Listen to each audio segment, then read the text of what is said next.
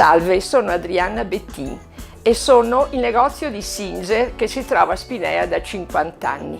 Fuori la voce ritorna anche qui da noi a Spinea. 15 maggio, Ca' Pasqualetto, contro la violenza sulle donne e il bullismo nelle scuole. Speriamo di fare qualcosa, che ne abbiamo molto bisogno tutti.